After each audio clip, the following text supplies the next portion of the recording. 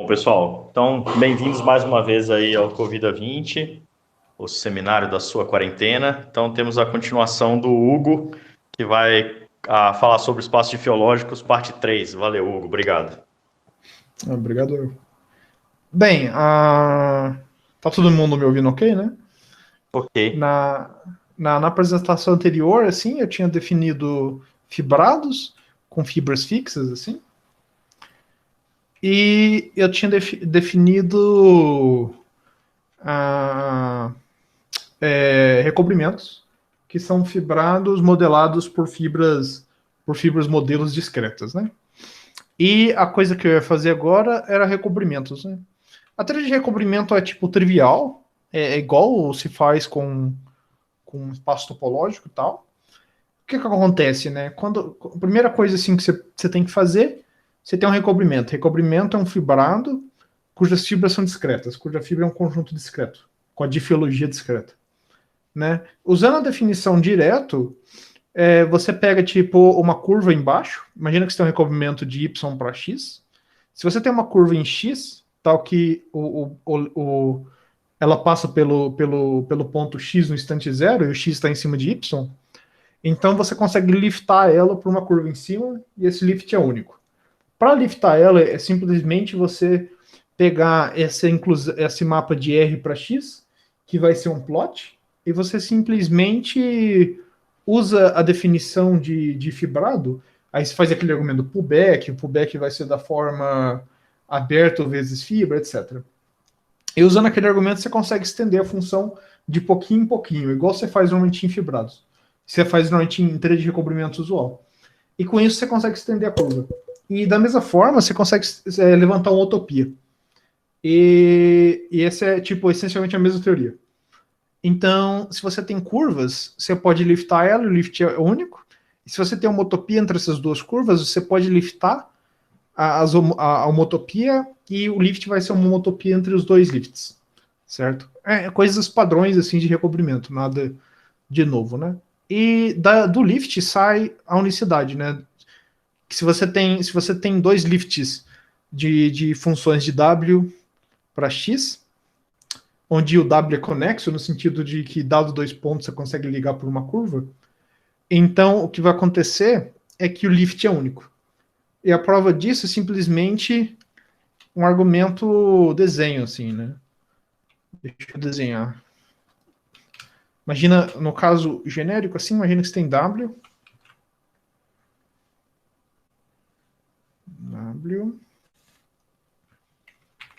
Imagina que você tem W. Aí você tem X. E aqui você tem o Y. X, W aqui. E aqui você tem X. Aqui você tem. Não, esquece pontos, né? Agora imagina que você tem uma função f que ela tem dois lifts. Né? Ela tem dois lifts. E eles coincidem num ponto Wzinho. Então, em Wzinho, f de Wzinho é igual a f2 de Wzinho. Né? Então, o que vai acontecer? Você vai ter esse ponto aqui, que eu vou chamar de y, e você tem a imagem dele, que é o x. Certo?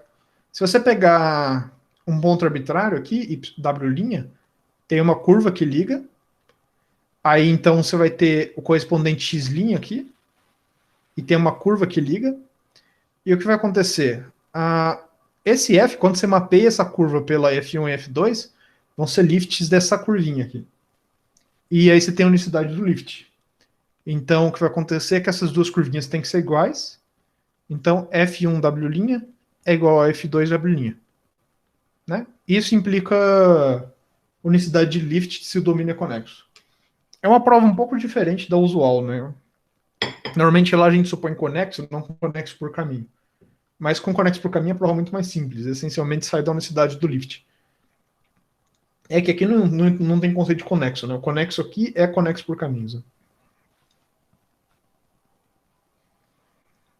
Então, em essência, isso trivializa toda a teoria de de recobrimento, né? Então você pode liftar curvas, homotopias. Isso.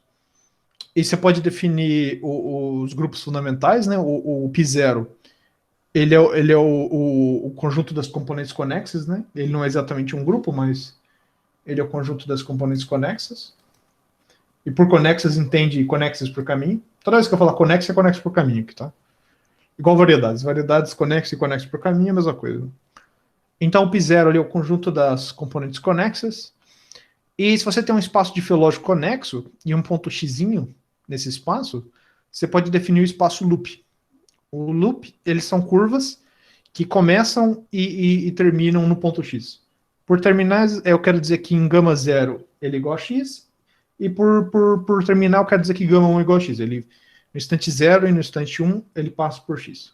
Né? São loops, né? São curvas fechadas passando por x. Então eu denoto esse espaço por loop xx. E esse espaço, o que acontece é que ele é um espaço difiológico aqui, ao contrário do que ocorre com recobrimentos, né? Que ele perde estrutura, né? E você simplesmente pode definir o π1 como sendo o π0 dele, ou seja, as componentes conexas. O que isso quer dizer? O que é a componente conexa de uma curva? São as curvas de curvas, que é conhecido também como homotopia, certo? Então, em essência, você define o π1 como sendo essas componentes conexas do loop x, xzinho. Né? É um jeito de definir o π1. Mas é a mesma coisa, né? Porque uma curva ligando duas curvas é uma homotopia, fixando o ponto x. E com isso, você pode definir as operações do π1, que são aquelas que a gente aprende nos cursos básicos. E você tem que ser rapaz é grupo, né? O π0 não é grupo, mas o π1 é, né? Você pode definir estrutura de grupo no π1. Ok. E a gente tem teorema de monodromia, que é... Bem, se você tem o π1, você tem a noção de simplesmente conexo. Simplesmente conexo quer dizer que o π1 é zero, né? E, portanto, se o π1 é zero, quer dizer que toda curva é homotopicamente equivalente à constante, né? E então, se você tem o Z aqui no diagrama simplesmente conexo, por argumento padrão do cotidiano, assim, quando a gente estuda recobrimento, toda função lifta por uma única função, certo? Construção padrão, assim. Então, vale o teorema de monodromia de Lift, né? Então, a gente já tem levantamento de curva, levantamento de homotopia, unicidade de Lift, a gente já tem existência de Lift para simplesmente conexo. A existência de Lift único já implica também que se existir um recobrimento universal, ele é único, né? E aqui é a prova da existência do recobrimento universal, né? Como é que você prova? Você simplesmente pega um espaço XX, considera X chapéu como sendo as curvas gamas, que saem de R para X, que começam em X, né? São simplesmente... Né? São o quê? Você tem X... Os pontos do recobrimento universal, eles são curvas gamas que partem de X, né? E continuam para lá, então. Não. São curvas que partem de X. Ok? Só que você põe uma relação de equivalência que duas curvas são iguais, se elas são homotopicamente equivalentes, fixando o instante 0 e o instante 1. Né? Ou seja, isso quer dizer que se você tem duas curvas, aqui é o x, que é sempre o instante 0, e aqui você tem 1. Então você tem gama 1, gama 2, elas são equivalentes se elas coincidem no ponto final, e além disso elas são homotópicas, certo? Então, com isso, a gente tem o recobrimento universal, que é esse espaço, certo? E repara que ele não é só um conjunto, ele é um espaço difiológico, porque esse cara tem difiologia, e então isso aqui é tipo, você está pondo uma restrição nesse espaço difiológico, você tem um subespaço difiológico do C infinito R em X, e eu estou concentrando por uma relação de equivalência, o que continua sendo difiológico. Então, esse espaço é difiológico. O que ocorre é que quando você está trabalhando com variedades, esse recobrimento, ele existe porque você pode provar que esse X chapéu é variedade. O que é fácil de provar. É o argumento padrão, assim. Né? Então, esse rapaz aqui, ele é simplesmente conexo, porque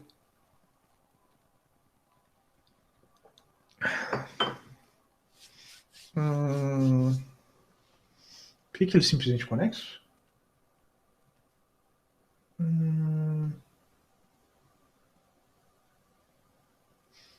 Bem, eu não lembro exatamente, mas é a construção padrão, assim. Eu vou deixar de exercício, assim. Mostrar que ele é simplesmente conexo. Eu acho que é óbvio, assim. Só não tô vendo agora, assim. Mas ele é recobrimento com o morfismo de recobrimento dele sendo dado por pegar a curva e mandando em 1. Né? E o π1 dele é trivial, assim. Certo? Ele é simplesmente conexo, assim. Então ele é o recobrimento universal. E pelo argumento aqui do Lift, ele é único. Ele acaba sendo o único recobrimento universal. É a construção padrão.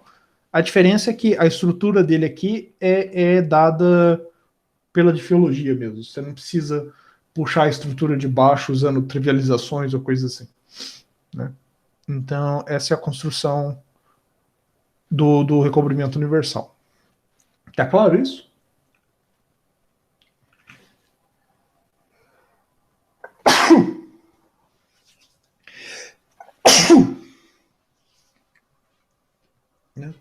Mas a demonstração é a mesma que no caso usual?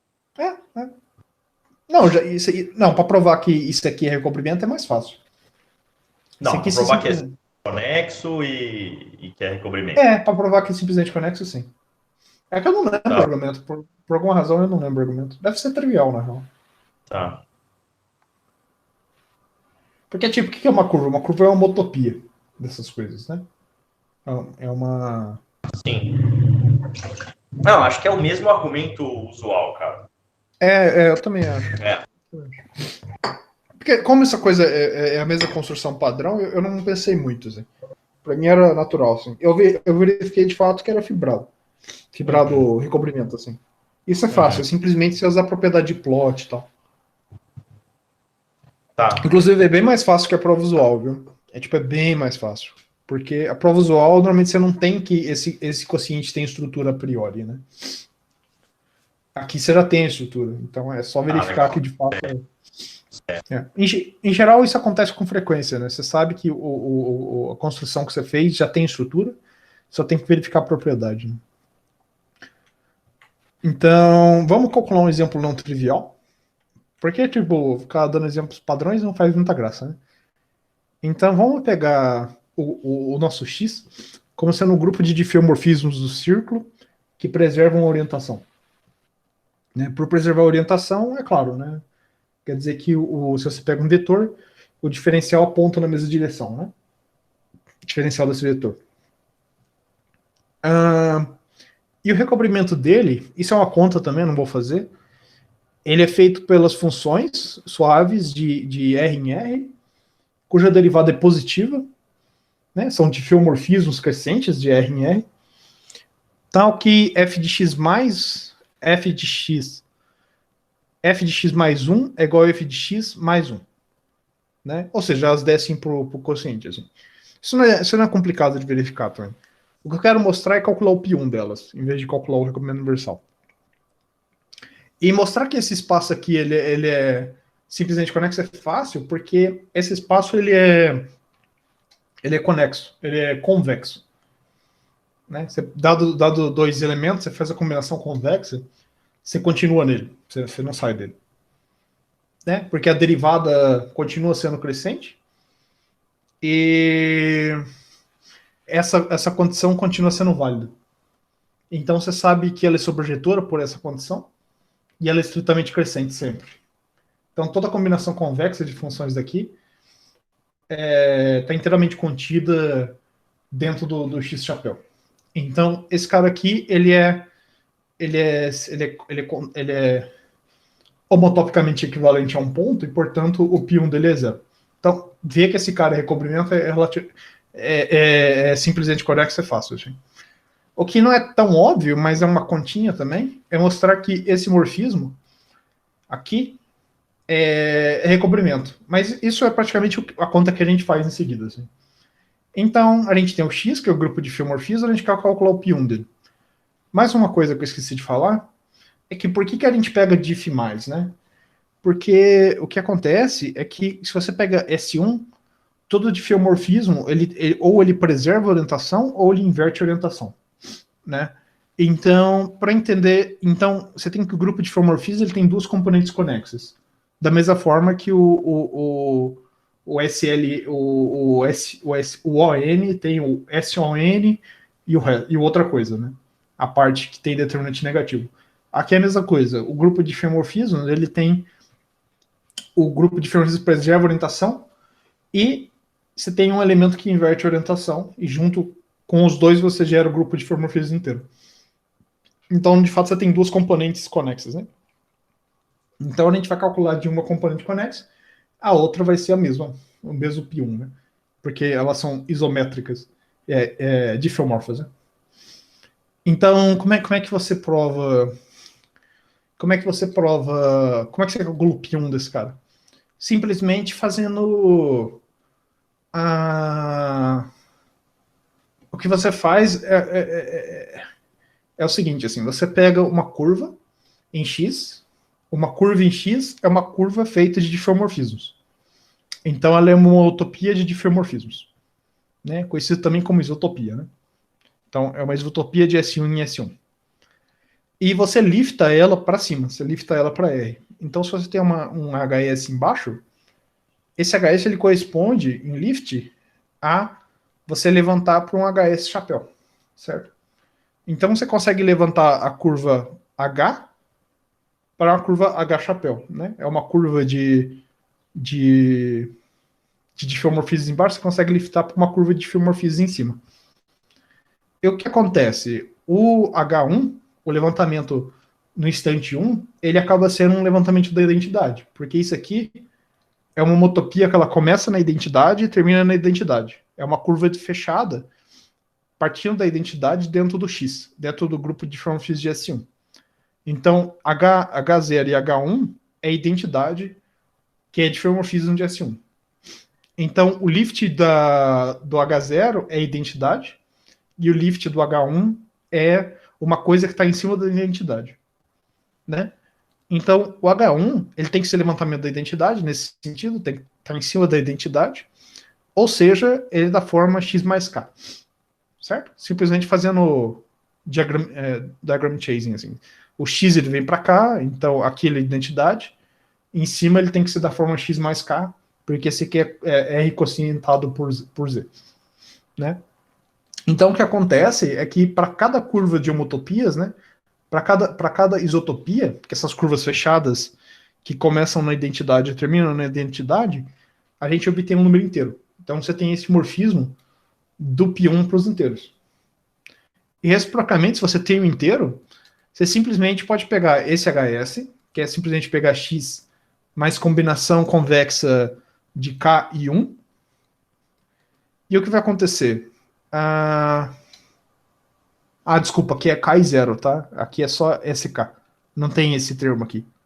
É combinação convexa de k e 0. Por alguma razão eu coloquei 1 aqui. Então, você pega esse cara aqui e ignora esse termo. Tudo bem? É só x mais sk. Para S igual a 1, isso aqui é o nosso mapa xk. E para S igual a 0, a gente obtém a identidade. Quando você empurra isso para baixo, você obtém a isotopia de S1. Certo? Então, dado um K, você obtém uma isotopia de diffeomorfismos em S1. E com isso você tem que o π1 do grupo de diffeomorfismos é Z. Né? Porque simplesmente você construiu o isomorfismo explicitamente. Assim. Então, esse é o tipo de cálculo que você consegue fazer facilmente com difeologia e tal. Você simplesmente faz argumentos usuais, você consegue calcular grupo de coisas não muito padrões, assim, né? Como um grupo de diffeomorfismos de S1, assim. E repara que a conta é bem banal, assim como aconteceu com os cálculos do T-alfa, né, do doutor irracional, né? São contas bem banais, assim. Né? Então, isso aqui é o cálculo do grupo de diffeomorfismos de S1. Ok, Z. Né?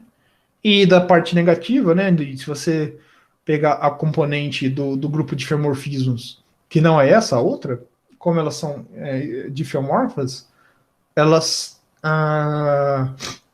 acabam tendo o mesmo π1, né? Então, é Z também. E a gente pode atacar também para grupo, para π1s de ordem superior, né? Os π1s de ordem superior, você simplesmente faz a construção padrão, né? Eu acho que é padrão, não sei, para mim é padrão. Você considera x0 como sendo x0, x0 como sendo x, aí o x1 é o espaço de loops, começando em x0, aí o x2 vai ser o espaço de loops no espaço de loops, e assim recursivamente, assim, né? E assim você definiu o Pn como sendo o π1 do xn-1, x chapéu n-1. O que em essência é a mesma coisa, por causa que a categoria ela é CCC. Se você tem uma curva de loops, isso é a mesma coisa que se você ter um mapa de R cartesiano R em X, tal que no bordo do quadrado, ela colapsa num ponto. Então, na prática, você está fazendo mergulhos de círculo, de esferas n-dimensionais e tal. Né? Você pode pensar nesses mergulhos de loop que tem a constante no início e no final, como sendo simplesmente mergulhos de esfera. E para provar isso, você usa aqui a categoria CCC, e, portanto, o elemento exponencial te garante que homotopias se traduzem como curvas de loop ou curvas de curvas, sabe? É essa a estratégia padrão aqui. Né? Então você pode pensar que isso aqui é o PN usual. Assim, né? E aí você tem a sequência usual de fibrações. Né? Se você tem um fibrado E com fibra F, então você tem a sequência exata longa dada por esses termos aqui. Né? Onde essas sequências aqui são do funtor π0, do funtor π1, funtor π2, e essa sequência aqui ela é construída na mão. Vocês querem ver a construção? Ou vocês conhecem? Isso eu acho que é padrão de topologia algébrica. Né? Algum curso de topologia algébrica costuma ter isso. Assim. Vocês sabem a construção? É bem simples, na real.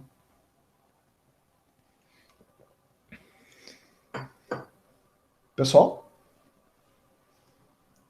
Vocês sabem a construção ou querem que eu faça? É a construção pela sequência. Pô, eu não sei nem se fui eu. Como, Graça? É a construção. Gross, o que você falou?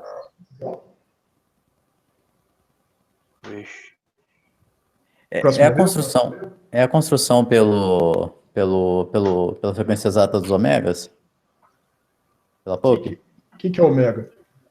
Com certeza. Desculpa. Você acha que eu sei fazer uma construção que não é por desenho, Bruno?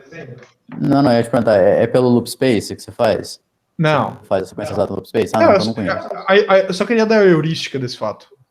Para mim é prova, né? Você pode chamar de heurística. Como é que você faz? Você tem então fibrado E sobre B, que eu vou desenhar como sendo um negócio assim, um trambolho assim, e embaixo de cada ponto você tem a fibra, né? Tudo bem? Então você tem B, F, E, e você fixa uma fibra. Você tem o Bzinho, essa fibra aqui, ela é. Vou chamar esse mapa de. Esse mapa aqui é E, Pi, B. Aí você fixa um elementinho B embaixo. Aí você pega uma fibra qualquer e fixa o elemento. Você pega a fibra acima dele e pega o elemento F. Isso aqui é π menos 1 de B. Certo? Então você tem essa configuração. Né? E aquela sequência, ela quer dizer isso aqui. Pi de Fzinho. Isso aqui entra em Pi de E Fzinho, que vai para Pi de B Bzinho. Isso aqui é simplesmente o fato do Pi ser funtor. O que não é óbvio é como é que vem a sequência que encaixa de baixo, né? Porque aqui você vai ter o pi mais 1 BB, e aqui ele vai entrar aqui dentro.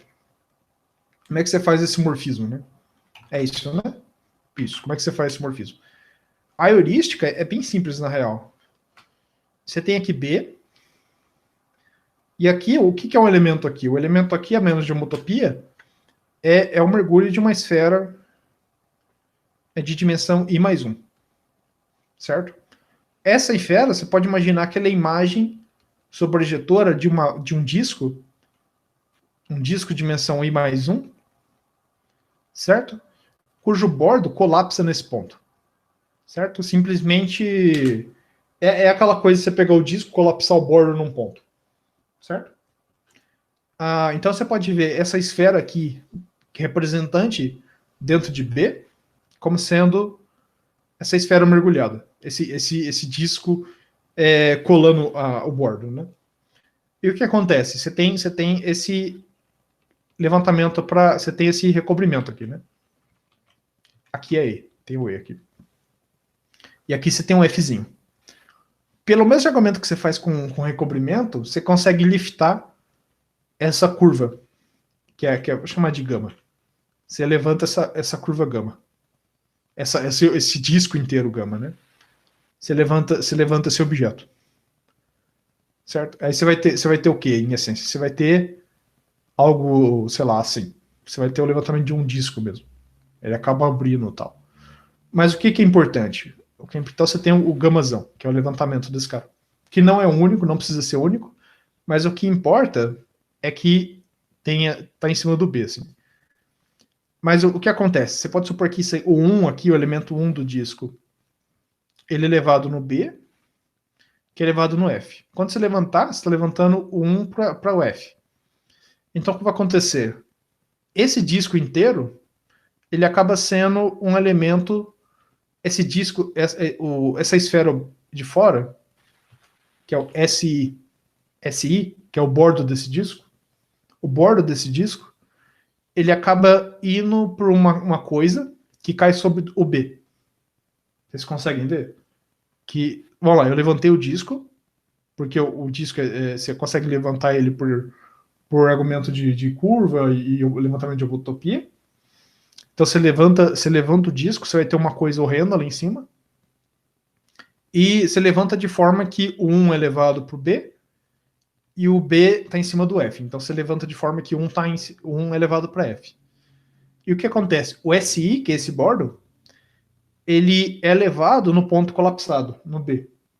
Então, esse bordo, essa esfera, ela é levada dentro da fibra. Então, esse gama, restrito a SI, ele é o mapa da esfera, dimensão I, na fibra. Né? Então, é assim que você fabrica. Você pega o negócio embaixo, que está dentro de B, que é uma esfera de dimensão I mais 1. Aí você pensa nela como sendo um disco colapsando o bordo. Você levanta o disco e você simplesmente pega o bordo do disco e vê onde que ele cai. E ele cai dentro da fibra. Isso aqui vai te dar essa sequência. Você vai pegar o pi mais 1 e você cai no pi. Esse é o argumento. Pra mim tá aprovado mesmo. Pra mim é provado isso, assim. O Breno vai discordar. Você discorda, Breno? Não, a construção do mapa, que eu me lembro, é uma coisa assim mesmo. É uma prova rigorosa. Rigorosa. Então, esse argumento... Breno, isso aí vale para fibração, né? Fibração de Hurewicz, né? Isso aí vale para qualquer fibração de Hurewicz. É porque me parece o mesmo argumento. Você só precisa de liftar de homotopia, né? E fibração de Hurewicz você pode liftar qualquer homotopia, né? Tem uma construção que você faz que, tipo, é o negócio que eu falei da sequência de Poop, né? Que, na verdade, isso aí vale meio que quando você faz no mapping cylinder, você vai construindo a sequência e você chega no mapping cylinder, só que no caso de você consegue enfiar o espaço de loop dentro do cilindro, mapping cylinder não, mapping space, desculpa. Você consegue enfiar o loop space dentro do mapping space. E aí, no caso particular de fibração, você tem uma relação entre a homotopia do mapping space e a homotopia da fibração. Aí que você cai nessa relação que você tem aí, que é esse mapa, essencialmente. O rapaz francês faz isso. Ele fez um argumento usando loop spaces e tal. Mas, tipo, aí eu parei pra pensar um pouco e para mim esse desenho me convenceu, assim. Aí eu ouvi no Wikipedia e a prova para fibrados é essa, assim. Então, Essa é a prova direta, né? Que você não tem muita frescura ali. não, maravilha. Então, você tem essa sequência exata longa. E só que tem que tomar um cuidado que esses caras aqui não são grupos, né? Mas aqui, quando você pensa em injetor, você simplesmente troca injetor no sentido sexo, assim. Não injetor no sentido de grupos, assim. E sobrejetor no sentido de grupos e imagem ser igual a pré-imagem de alguma coisa, assim. Que eu não sei o que é, assim. Não, tipo, o fato que, tipo, se um cara é conexo, você pensa que ele é zero. Tipo, normalmente a sequência faz sentido, assim, se você interpretar ela. Né? Só tem que tomar cuidado no nível zero. Os outros são grupos e aí são morfismos de grupo mesmo. Então, ok. Então você tem a sequência de fibras. E isso implica de jeito trivial que, primeiro, dá para calcular os picados do T-alfa, né? Como o T-alfa, lembra que o T-alfa, ele acaba sendo um fibrado sobre o toro, né? Você tem T2 sobre T-alfa. Alfa irracional, certo?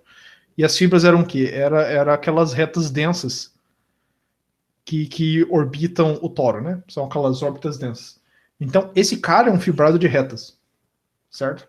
E como os picás da reta são todos zeros, com exceção do primeiro, do π0, o que vai acontecer simplesmente seguindo a sequência é que o pk de T-alfa é igual ao pk do toro. O que quer dizer que o π1 é igual ao do toro, que é z mais z, o que a gente já sabia, e os picás para cima, eles são todos zero, certo? Porque os picás do toro são zero, certo? Então, isso calcula todos os picás do toro irracional.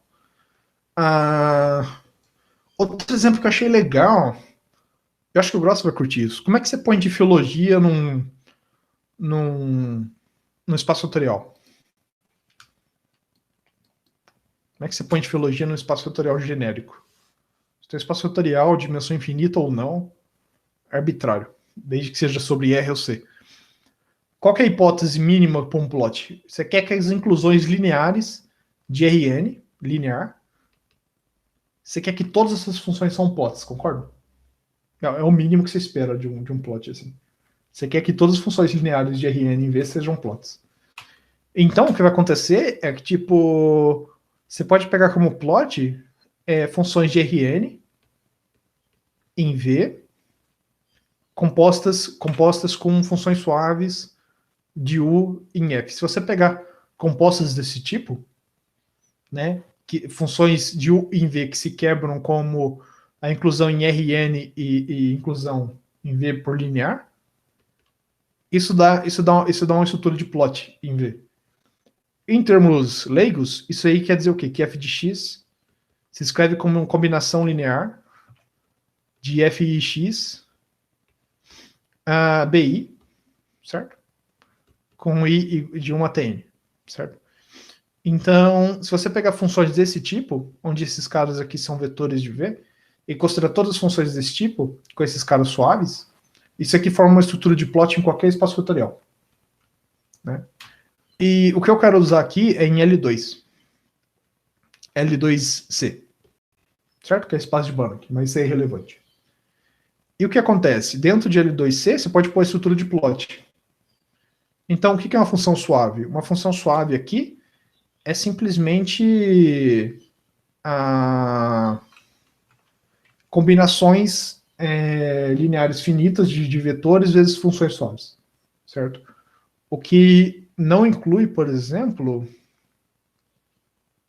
Não inclui, É que, tipo assim, você poderia tentar burlar isso fabricando uma função tipo e elevado a x, 2x, 3x, crescente, assim, só que põe um menos para estar em L2, sabe? E vai de R+, sabe? R positivo, assim. Isso aqui, talvez, não seja suave nesse sentido, só que talvez seja suave num sentido intuitivo, assim. Mas isso é... O que eu quero dizer é que todo espaço vetorial tem estrutura de Fiológico, inclusive esse cara. E esse cara tem esfera, né? Ele tem esse infinito, que é a esfera. E o que você pode fazer é fazer o CP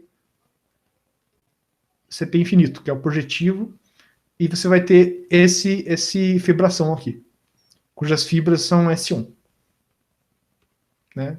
Porque se você tem um elemento daqui do projetivo, a fibra dele, o cara que está em cima, ele é o quê? Ele é P vezes S1, né? Certo? Então, isso aqui acaba sendo uma fibração, um fibrado com fibras S1, que é praticamente a fibração usual que a gente vê, só que em dimensão infinita. E com isso, o que eu acho interessante é que, com essa difiologia aqui, o que acontece? Você quer calcular o grupo fundamental do P infinito C. Né? Você simplesmente usa aquela sequência, certo? Com fibrados de círculo, e você nota que os picás de S infinito, eles são todos zero. Por quê? Porque se você mergulhar uma esfera aqui dentro, né, se você tem um mergulho, um mapa de SN em S infinito, suave, isso aqui quer dizer o quê? Que esse F de X, ele se escreve localmente, né, em termos de soma, uma combinação linear de finitos vetores.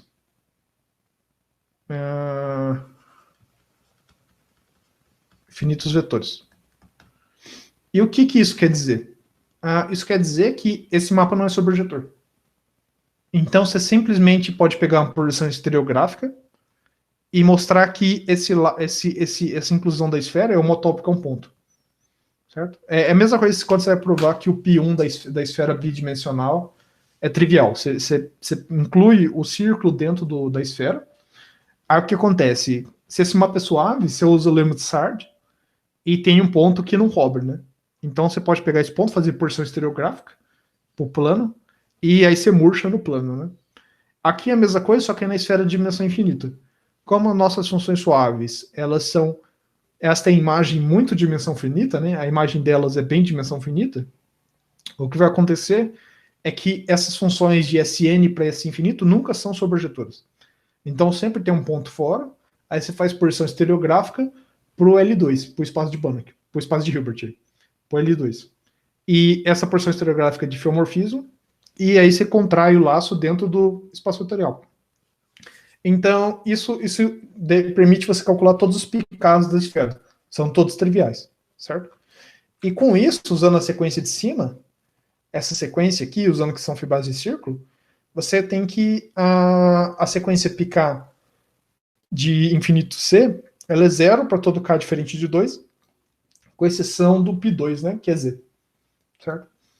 Da mesma fórmula, do mesmo jeito, você pode calcular, por exemplo, em dimensão finita também. Que é o exemplo padrão, né? Você quer, por exemplo, calcular de CPN. CPN, você consegue provar com o mesmo argumento que o π2 de CPN é não trivial, sempre. Com exceção de N...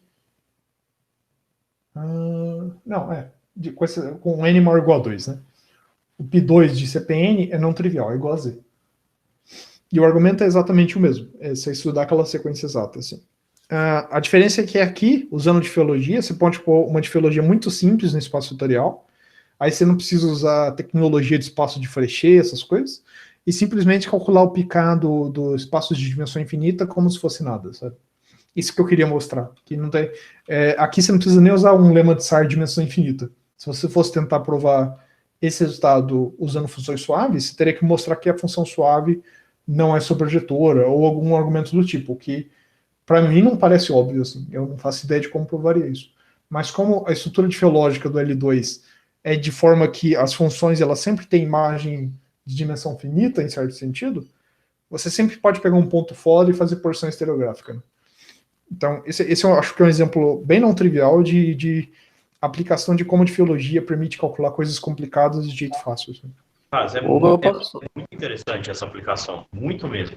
Legal, eu não é? posso interromper? Se não Essa interromper. questão da subjetividade no argumento usual sempre me incomodou, sempre... Por que que é tão complicado, né? Por que que tem que... Muito Não, legal. e aqui, Bastante aqui, legal. aqui a ideia é que você pode. Porque aqui a ideia é que você pega a diferologia, que é a diferologia mais natural possível. E a mais natural possível, ela essencialmente ela sempre tem imagem de dimensão finita. Né? Ela sempre tem uma finitude na dimensão, na imagem, assim. E isso te garante que ela é sempre não sobrejetora. Para a dimensão finita, isso é mais complicado, porque aí você precisa do lema de Sard. Aí não tem escapatória, mas dimensão infinita não.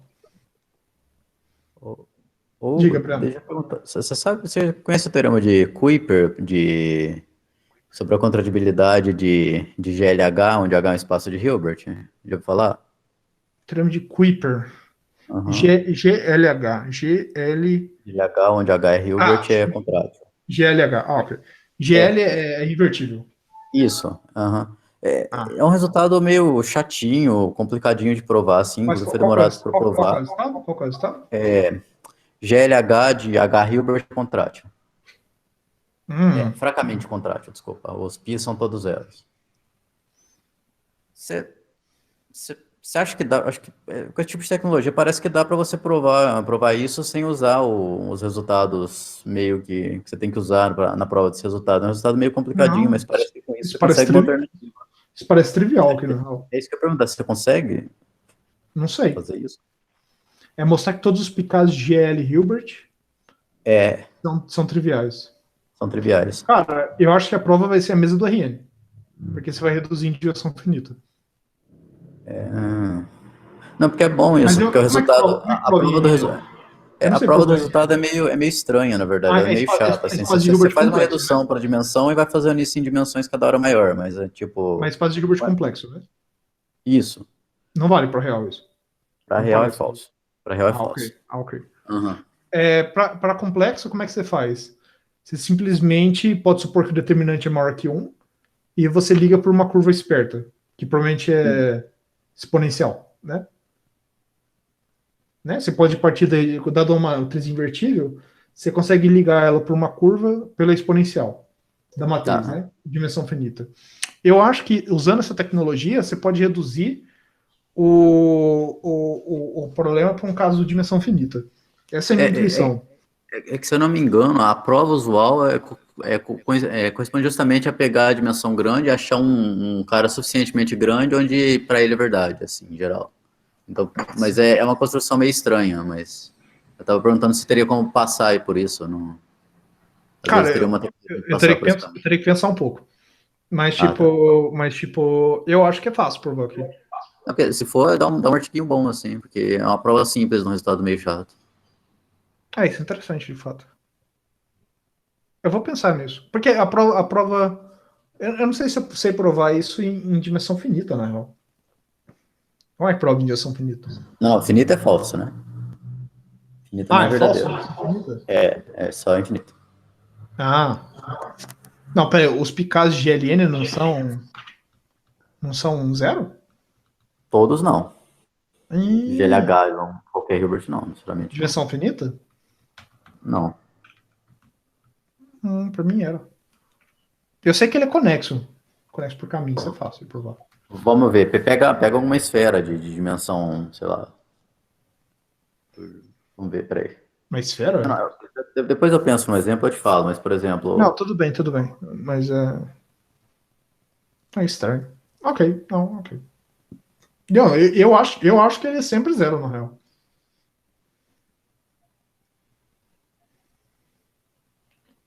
Mas eu não sei. Bem, esse é um exemplo. Claro que você pode fazer um argumento similar com Grassmannianos, talvez. Eu acho que, tipo, a mesma técnica funciona em qualquer contexto. A coisa que eu queria fazer... vamos lá, vamos para formas, né? Tá tudo bem aqui? Posso prosseguir? Ou você quer conversar mais sobre isso, Breno? Não, pode passar. Tá, então depois a gente discute isso. Eu acho interessante esse problema. Eu não sabia que isso era... Eu vou dar uma caçada nisso. Bem, formas diferenciais, né? A definição de formas é meio que a definição de função suave, né? Uma forma é... Uma K-forma é uma função que para cada plot de M, associa uma K-forma diferencial que é o pullback. Certo? Em U. Certo? Então, em essência, a forma diferencial ela é meio que para cada plot você tem uma forma diferencial em Rn mesmo, uma forma diferencial em U, né, que é aberto de Rn. De forma que tem uma compatibilidade. De forma que, se você pegar essa forma de Rn que você publicou e fizer o pullback dela para uma função suave, isso acaba dando o pullback que você obteria, a forma que você obteria, com Phi bola F, né? É compatibilidade em termos de pullback mesmo. Certo? Tá claro isso? Deixa eu desenhar. Né? Então, imagina que você tem. O que é uma forma diferencial? Uma forma diferencial alfa é a função que pega plots e leva em formas, uma K-formas, né? Pega uma K-formas no domínio do plot. Certo? Então, o que acontece? Se você tem um plot U em M, chamar ele de Φ, a alfa Φ é uma forma diferencial, uma K-forma diferencial em U. Além disso, se eu compor por uma F, certo? Se eu fizer essa composta, eu continuo tendo um plot. E claramente você tem que ter a identidade.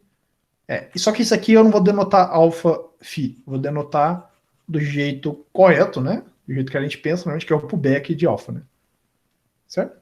E se a gente pegar essa forma, que é real, fizer o pullback dela, isso aqui tem que coincidir com Φ F composta pullback alfa. Certo? Isso aqui é o quê? É a forma diferencial dada por esse plot. Certo? Então, em essência, uma forma, ela é para cada plot você tem uma forma e tem compatibilidade delas. É o mesmo jeito, por exemplo, você definir coisas em cartas em variedades, né? Você define uma forma como sendo na carta ela é uma forma de Rn e a mudança de carta tem uma certa compatibilidade que é a do pullback, né? Essa é a definição que eu vou usar e ela é bem prática na real. Eu gostei bastante dela com o tempo. Então você tem a forma diferencial e então você tem o espaço de formas diferenciais, K-formas, que é um espaço fatorial. Você pode pegar duas formas, somar elas, né? A soma de duas formas é simplesmente a função que associa a cada plot a soma dos plots, certo? Você pode multiplicar por um escalar também, ou por uma função suave, né? É simplesmente a definição usual, assim, não tem muita coisa. Então você tem K-formas, em particular, o ômega zero é o ser infinito. Isso é uma continha também. Para ver que isso dá uma função, pelo menos, você pega plots constantes, que simplesmente pega o zero e leva no ponto x, e o que vai acontecer é que a função no ponto é o pullback da função constante, certo? Então, é um jeito de ver funções constantes como formas, né? Que é o que se espera de uma teoria de formas diferenciais. Né? Então, você tem a noção de K-formas. E tudo vale, né? Você pode definir o pullback, né? Pullback. Aqui o estrela está errado, o estrela deveria estar em cima, né? Esses estrelas aqui estão errados, esse é em cima e esse estrela é em cima. Mas o fato é que você define a forma F estrela alfa, isso aqui é uma forma em X, como sendo simplesmente F bola Φ estrela alfa, certo? Você define a partir do que a gente gostaria de uma forma, né? Isso é uma definição, né? Isso aqui, ó, repara que isso é um plot, então faz sentido esse lado. E você está definindo o cara da esquerda a partir disso aqui, certo? É um jeito de definir pullback de formas. Então, o pullback está bem definido. Da mesma forma, usando a comutatividade usual que a gente tem em variedade do D com pullback, a gente pode definir o D. O D de alfa é simplesmente o D do pullback alfa Φ estrela alfa. Então a gente pode usar a propriedade que a gente deseja para definir o D. E a gente pode fazer a mesma coisa para fazer o produto Ed, certo? Então, com essa brincadeira, a gente já construiu formas e todas as operações básicas de formas em espaço diferológico genérico, certo? E, em essência, tudo que a gente precisa é forma diferencial em RN. Né? Acho que é bem padrão isso. Não é muito diferente do que se pode fazer em variedades. E então a gente tem cohomologia de DRAM, né? A cohomologia de DRAM, ela é simplesmente você pegar formas fechadas e quocientar por formas exatas, né? Construção padrão, assim. E tem esse teorema, que é uma conta também, eu não vou fazer, mas você pode pensar em variedades, tipo, é tão difícil aqui quanto é em variedades. É a mesma conta, em essência. Qual que é essa conta? Se você tem um recobrimento universal, você tem uma forma alfa, você tem uma forma alfa em cima, então que essa forma ela é invariante pelo grupo deck, então ela cai, então ela desce para baixo. E reciprocamente, se você tem uma forma embaixo, fazendo o pullback pela projeção π, você obtém uma forma em cima, que é invariante pelo grupo deck. Então, em essência, isso aqui é uma equivalência entre formas em X estrela, que são em X til, que são invariantes pelo grupo deck, e formas de X, certo? Que é a construção bem padrão que é coisas que tipo, a gente faz normalmente em variedades, né? Se você tem uma forma que é invariante pelo grupo, ela desce para o quociente, e se você tem uma forma embaixo, ela levanta, né? Certo? No caso aqui tem que ser a gente está fazendo com o grupo deck, né? Então, tem essa correspondência que é bastante útil, assim, eu vou usar umas 2 vezes aqui. E a primeira aplicação que eu vou dar é calcular os grupos de cohomologia do T-alfa. Né? O primeiro é... Aqui está errado, não é K1, tá? O primeiro grupo de cohomologia é R. Isso aqui está errado. O primeiro grupo de cohomologia é R. Está errado aqui, tá? Isso aqui ignora isso aqui. O primeiro grupo de cohomologia do T-alfa é R. Né? E isso é fácil de ver porque como é que você faz? Você pega uma forma embaixo no T-alfa e você puxa ela para cima. O que vai acontecer? Essa forma ela tem que ser invariante pela ação de Z mais alfa Z. Né? Então imagina que você tem uma forma em R, de forma que essa forma ela é invariante pela ação de Z mais alfa Z. Né? Deixa eu ir para desenho. Então você tem uma forma, você tem T-alfa, aí você tem R, né? Você pode pensar lembra que você pode pensar em T-alfa como sendo Z mais alfa Z, né? E aí você tem uma forma aqui, uma forma beta. Aí você usa o pullback e você vai obter o π estrela, isso aqui é π, você tem π estrela beta, né? Isso aqui eu vou chamar de alfa. O que vai acontecer? Essa forma tem que ser invariante pelo grupo deck desse cara. Só que isso aqui é uma forma na reta. Oi. Usa outra letra, porque já é T-alfa. Desculpa. Eta e ômega. Não, mas é claramente alfas diferentes. Então esse ômega, ele é uma forma na reta, e, portanto, ele é fx/dx, né? Mas o que acontece? Ele é invariante pela ação desse grupo. Então, f de x mais n mais alfa m dx é igual a f de x, né? Dx. Só que acontece, esse cara aqui, esse rapaz aqui é um grupo denso. Então isso aqui implica que f é constante. Constante. Né? Então o que isso quer dizer? Que toda forma de T-alfa é constante. Né? Então toda forma de T-alfa é constante. Então as formas de T-alfa são simplesmente coisas que se liftam para constante. E coisas constantes em cima descem, né? Porque se você tem uma função constante, então ela é Z mais alfa Z invariante. Então isso implica que o conjunto de todas as formas é R. Certo? E qual que é a forma uma forma fechada? Todas elas, porque D de uma constante é zero. Então, todas as formas são exatas. São fechadas, desculpa. E uma constante nunca é D de alguém, certo? Então, o conjunto das formas fechadas é zero. Então, isso implica que o grupo de cohomologia, que é formas fechadas sobre exatas, é R, certo? Porque é R sobre zero, certo? Então, isso te dá que o primeiro grupo de cohomologia é R. E aqui a gente já começa a ter um aspecto interessante, assim.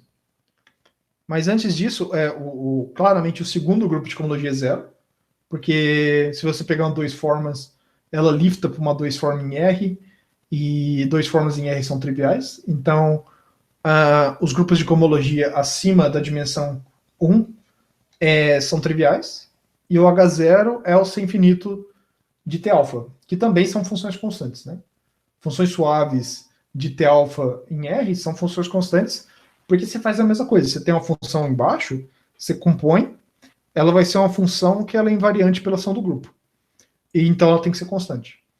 Então, qual que é a estrutura suave desse espaço? O C infinito dele é R, o primeiro grupo de cohomologia, o zeroésimo grupo de cohomologia é R também, o primeiro grupo de cohomologia é R também, e os outros grupos de cohomologia são diferentes. Então, esse animal ele é diferente do toro, porque o toro, o primeiro grupo de cohomologia dele é 2, né? Isso, é 2. É gerado por dx e dy. Né? Então, embora do ponto de vista do grupo fundamental, o toro e o T-alfa sejam iguais, do ponto de vista cohomológico, não. Isso é uma coisa muito curiosa, porque normalmente o que a gente espera, né? A gente espera que a abelianização do π1 seja te dê o grupo de homologia ou cohomologia, né? Mas, pelo visto, não bate com o grupo de cohomologia, né?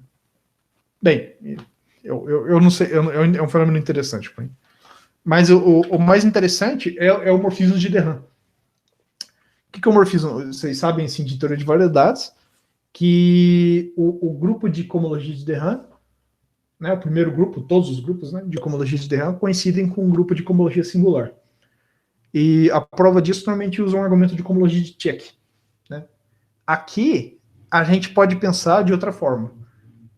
Se você pegar homomorfismos de π1x em R, usando a abelianização e usando que R é abeliano, isso aqui é a mesma coisa que homomorfismos de H1, homologia x em R. E isso aqui é a homologia singular, de fato, o primeiro grupo de homologia singular.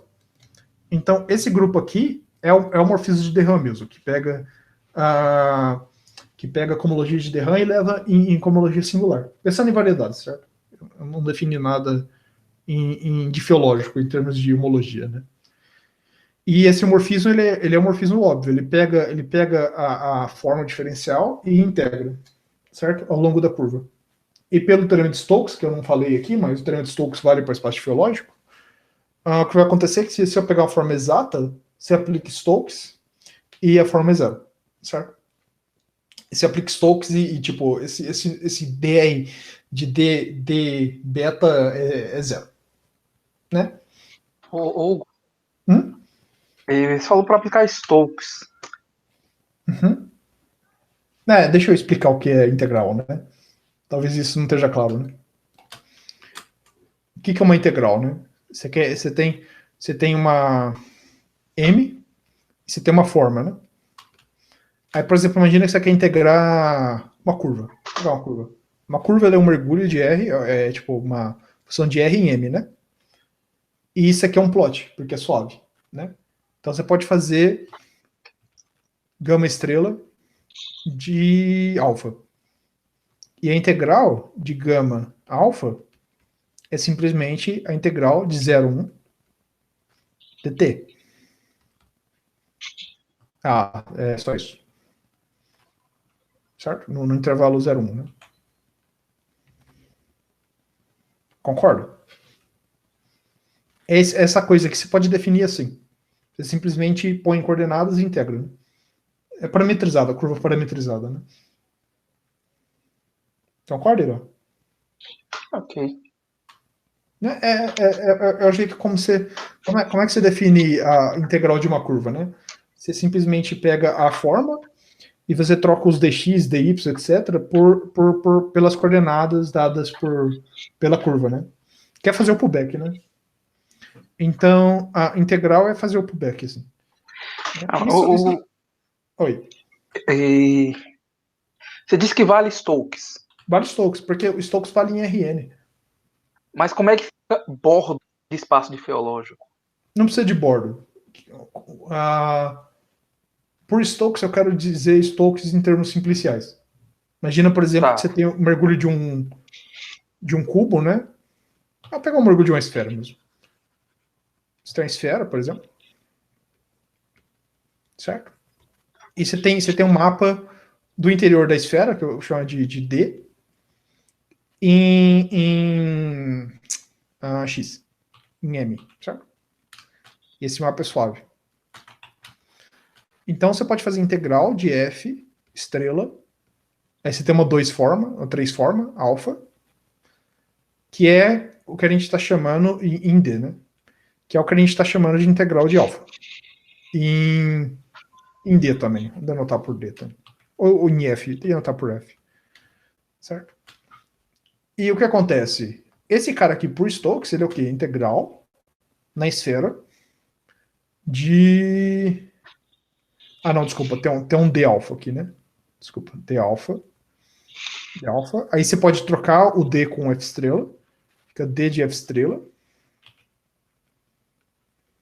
Né? Por definição de pullback, né? Definição de forma diferencial. E isso aqui, se aplica Stokes de Rn mesmo, isso aqui vai dar o bordo de D. Estrela alfa. E aí você volta pro de filogês aqui. É o bordo da função f alfa. É Stokes nesse sentido. ok. Certo? O Stokes não. Eu acho. Eu não sei se vale com variedade com bordo no sentido usual. É porque, tipo, não faz sentido você integrar um domínio, uma região dentro do espaço geológico. Faz sentido você ter uma parametrização de uma região e você integrar essa parametrização. Você integra plots. Você integra plots. Em variedades é a mesma coisa. Só que em variedades você pode definir integral de região porque você tem cartas e você tem partição da unidade. Sim. Né?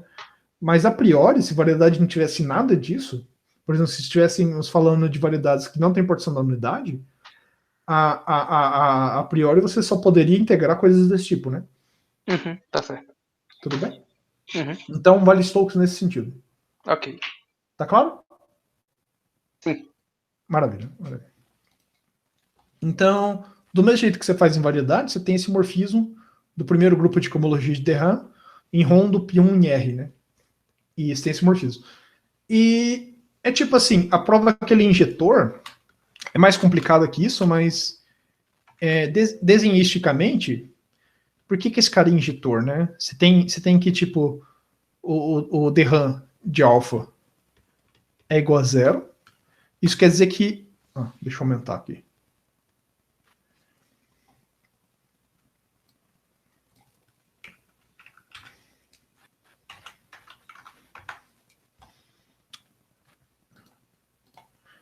Então, você tem o dr de igual a zero. Então, isso aqui quer dizer o quê? Que integral de alfa em todo caminho fechado é zero, né? Então, você tem caminhos fechados, integral é sempre zero. Então, você pode construir a primitiva. A primitiva é o quê? É simplesmente você fazer integral, é a coisa tipo de... Eles vão chamar isso de x0, né? Você pega x0, vai até x, né? E você faz a integral de x0 até x de f, de alfa. Como não depende da curva, porque é forma fechada, essa integral está bem definida, e o que vai acontecer é que df é igual a alfa, certo?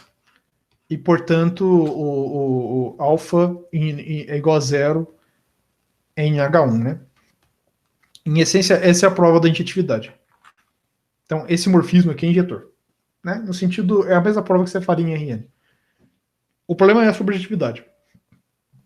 Quando você vai provar sobre objetividade, pelo menos a prova que eu conheço, você tem que usar cosmologia de check. Mas pro H1, tem uma coisa muito legal que dá para fazer, eu fiquei maravilhado com isso, queria mostrar, que é usando fibrados, dá para provar isso. Né? Então eu provei injetividade, em essência, e eu quero mostrar o isomorfismo agora. Né? Repara que o isomorfismo não vale sempre. O isomorfismo vale em variedades. Né? Se a gente pegar, no caso do T-alfa, né? O π1 dele é Z mais Z, que é Z mais alfa Z, né? O π1 do T-alfa é Z mais Z. Então isso implica que o ROM de T, π1 alfa em R é R2. Por outro lado, a gente calculou o grupo de cohomologia de de Rham, o H1 dele, e é R. Então esse morfismo aqui é um morfismo de R em R2. Então não pode ser sobrejetor. Certo? Então a injetividade sempre vale, igual em variedades, mas a sobrejetividade não. E eu quero discutir qual que é a obstrução da sobrejetividade. Né? E acho que esse é o último slide. Né? O que tem na sobrejetividade, né? A sobrejetividade é super interessante, assim. O que eu preciso definir... Breno?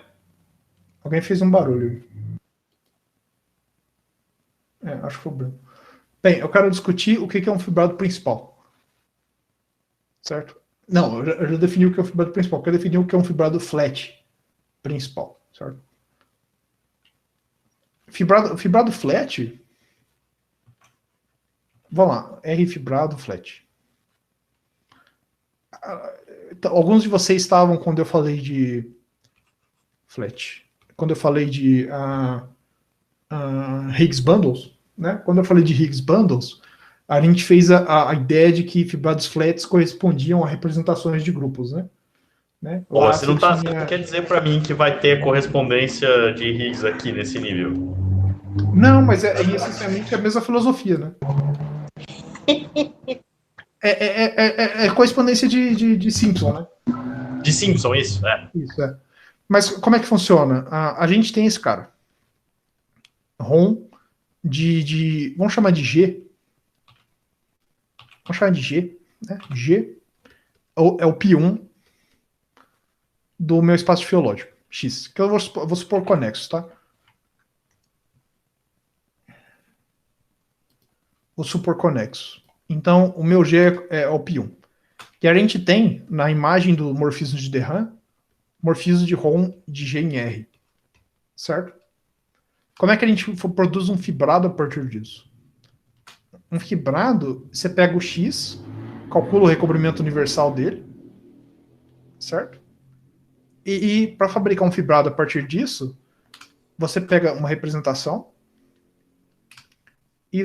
Opa, rodou aqui. Eita. Você pega uma representação e você faz X chapéu cartesiano R e quociente pela representação. Qual que é a ação? A ação é você pegar G, xzinho chapéu, T, e isso aqui vai ser o quê? Vai ser Gxzinho, vai ser Gx chapéu, T mais Rho de G. Certo? Então, dado um Rho, você tem uma ação propriamente descontínua nesse espaço. Propriamente descontínua, não. A ação de fibrado principal, no caso aqui vai ser recobrimento, né? Nosso fibrado principal é um recobrimento. Então, dado uma representação, a gente tem uma ação nesse cara e a gente pode quocientar, certo? A gente pode quocientar esse espaço pela representação, né? Que é quocientar pela ação do grupo, certo? Igual a gente fez quando a gente falou de fibrados flats, dá para variedades, né? Então, o que acontece é o quê? Então, o que a gente faz? A gente, dado uma representação, a gente tem um fibrado desse tipo. Certo? Eu vou definir fibrado flat, um fibrado ele é flat, se ele é difiomorfo, se ele é isomorfo em termos de fibrado, a esse cara. Certo? E por fibrado aqui é R fibrado principal. É fibrado principal cuja fibra é modelada pela reta. Certo? ok? Tem estrutura de fibrado principal. Aqui você pode, cada fibra tem estrutura de grupo e R age nelas, certo? Simplesmente transladando, né? Então, dada uma representação, eu tenho um R fibrado principal, e eu vou chamar de R fibrado principal flat qualquer fibrado que seja isomorfo em termos de fibrado, esse cara. Então, o que a gente construiu? A gente construiu um morfismo que pega ROM de G, R, e mapeia em X, chapéu, R. Pega representações e tipo leva fibrados flats. Flats a menos de isomorfismo. Isomorfismo de fibrados. Morfismos de fibrado principal. Certo? Então, esse mapa ele é sobrejetor por definição, porque a gente definiu um fibrado principal flat como sendo um fibrado que é isomorfo a um cara desse tipo. O que a gente quer fazer é calcular o kernel, certo? O kernel desse cara vai ser o primeiro grupo de cohomologia. Esse que é o fator interessante. Então, se você pensar em termos desse morfismo aqui, certo? Como é que você mede a não sobrejetividade dele? A não sobrejetividade dele é o cokernel. E o cokernel é a imagem quocientada pelo núcleo. E esse quociente, ele é, em termos geométricos, esse espaço, é o espaço de todos os fibrados flats. Né? Então, esse mapa aqui é sobrejetor, eu quero calcular as redundâncias. Né? Então, eu quero ver quais são os morfismos que são levados no fibrado trivial. No fibrado X vezes R. Certo? Tudo bem até então? Tá claro? Tranquilo. Tranquilo? Ok. Então, se eu tenho um fibrado X, vamos chamar de X-Rho isso aqui. Né? Isso aqui é X-Rho. É o fibrado... Errou. É o fibrado dado por... Se eu tenho erro e ele é trivial, quer dizer que ele é da forma X vezes R. Então ele tem uma seção global. Certo? Ele tem a função, uma seção global, né? Que é o quê? Então ele tem uma seção global que vai de X para erro, onde para cada X ele é levado num elemento que está na fibra em cima, então esse elemento está em X chapéu, é Fx chapéu, certo? O que é isso aqui? Isso aqui é um elemento do quociente, né? Vou até usar chavinhas aqui. Isso aqui é um elemento do quociente. Certo? Só que esse cara, ele tem que ser a mesma coisa que Gx chapéu, Fgx chapéu. Certo? Onde o F aqui, ele é simplesmente o elemento em cima da fibra que o X é elevado. Certo? O X elevado em X chapéu, vírgula um elemento. Esse elemento eu estou chamando de Fx chapéu. Se eu trocar o representante aqui, se eu trocar X chapéu por Gx chapéu, ele é elevado em Gx chapéu, certo? Só que, tipo, isso aqui é equivalente a X chapéu, a F de Gx,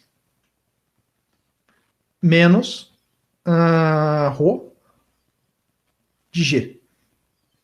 Porque eu simplesmente uso a relação de equivalência que a gente usou para definir o negócio. E a gente sabe que tem único representante de equivalência, né? Se esse x é igual a esse x, esse cara tem que ser igual a esse. Certo? Então você tem f de x, x chapéu, fx chapéu igual a f de x chapéu menos ρg. Certo? Então a gente fabricou essa função f. Se você diferenciar ela, se você calcular o diferencial dela, isso aqui é a mesma coisa que isso. Então essa F, essa DF, ela é uma on-forma em cima, em X chapéu, que ela é G invariante. Certo? Então vamos chamar essa on-forma de alfa. Certo? Então essa forma ela está em cima. Então você tem X chapéu e você tem X. pelo teorema que eu falei, que se você tem formas invariantes do grupo D aqui em cima correspondem a formas embaixo, eu tenho essa forma em cima, ela corresponde a uma beta embaixo. Então, existe beta, tal que alfa igual a π estrela beta.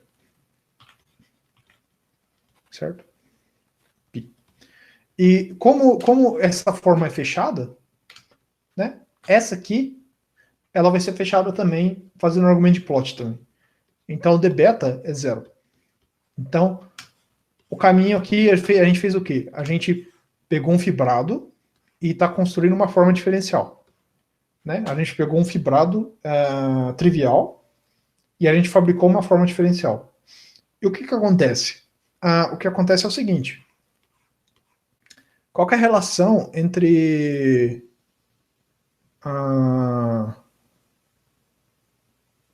isso? Agora você simplesmente pega uma curva, você integra uma curva em gama, né?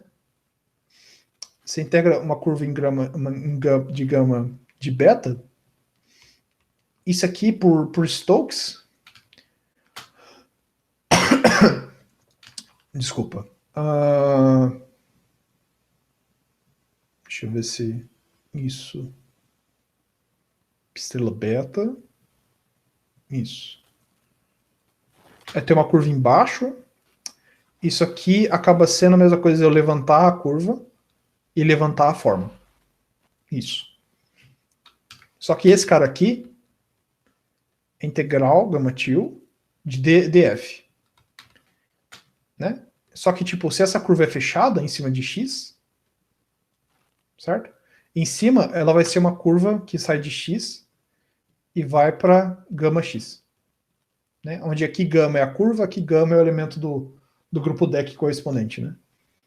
Então, quando eu levantar, isso aqui vai ser o quê? Pelo teorema fundamental do cálculo, isso é gama x menos f de x, que é ρ de g. Certo? Isso aqui é simplesmente aplicar o teorema fundamental do cálculo. Então, o que a gente mostrou? Que se ρ corresponde a fibrado trivial,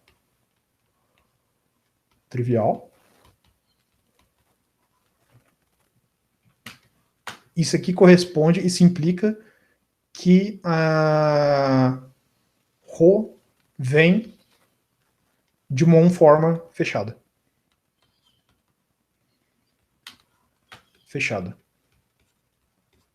Né? E fazendo contas similares, essa é a parte mais complicada.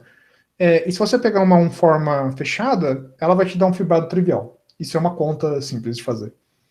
Então, em essência, a gente fez a equivalência entre esse quociente. Né? A gente essencialmente mostrou que o ρ de G em R, quocientado por H1, derram H1 de X, esse cara ele é isomorfo a fibrados principais, etc. Principais. R fibrados principais. Flat. Certo? Então, o que acontece? A obstrução que mede o isomorfismo de Derram são os fibrados flats modelados por R. São R fibrados principais flats. E por que esse cara é zero em variedades? Pelo simples fato de que, quando você tem variedades, e você tem um R-bundle, um fibrado de R, a fibra R ela é contrátil. E toda vez que você tem um fibrado cuja a fibra é contrátil, esse espaço tem uma seção. Existe uma seção. Isso implica que, como ele é um fibrado principal e tem uma seção, ele é o fibrado trivial. Então, para variedades suaves, todo fibrado principal flat é trivial. Porque todo R fibrado, por R ser contrátil, tem uma seção. Então, para variedades, isso é zero. Só existe um R fibrado principal flat. Por isso que para variedades, né, não tem o morfismo de Derram é um isomorfismo. Né? Isso é o que está por trás desse fato. O que diz que o isomorfismo em H1 corresponde ao isomorfismo é que R-bundles são triviais. É o que está por trás, assim. Isso me impressionou muito, porque quando você prova o trama de DRAM, a prova ela é extremamente não óbvia. Ela é compreensível se você. Porque a injetividade é normalmente trivial. O problema é a sobrejetividade. A sobrejetividade você usa como logística de check para provar. E é um argumento algébrico não muito óbvio. Para mim, essa interpretação me deixa muito mais claro o que está acontecendo. Sem dúvida. Muito legal. Muito legal mesmo. Eu estava conversando com o Breno, e o Breno acredita, assim, que isso pode ser relacionado em dimensões mais altas, talvez o Breno explique melhor, com fibrados, não fibrados, mas usando, como chama, Breno? Esqueci o nome. Breno. Gerbes. Gerb. Você trocar fibrados por Gerbes. Né? Eu fiz umas contas ontem, assim, e eu acho que dá para fazer, em vez de trocar o Pi1 para o Pi2 ou coisa assim, e aí você acaba tendo fibrado sobre espaço de loops. Coisa assim. Mas eu não tive muito progresso. Eu tava pensando um pouco nisso. Não, muito interessante. Eu queria ver se isso se generaliza em dimensão alta. Seria interessante. Ter uma prova geométrica do trama de DRAM, eu acho interessante. Sim, sem dúvida. Mas é isso que eu ia apresentar, isso acaba a apresentação. Bom, talvez dê para definir métrica riemanniana nessa linguagem, usando o mesmo tipo de princípio no qual eu defini forma, né? Forma diferencial satisfaz propriedades básicas de Pubeck e tal. E como a gente tem curvas, a gente pode integrar comprimento, e portanto a gente tem um length space, e você pode fazer mínimo de curva. E eu acho que, talvez tenha algo desse tipo, assim. Você definir métrica riemanniana assim e trabalhar nessa linguagem. Eu acho que funciona razoavelmente bem, assim. Mas eu não vi nada escrito sobre o assunto, então, não sei. Né? E é isso que eu ia falar, pessoal. Vou parar aqui. Bom, pessoal, tem perguntas, dúvidas? Obrigado, Hugo. Perguntas, pessoal, comentários? Abram seus microfones e falem conosco.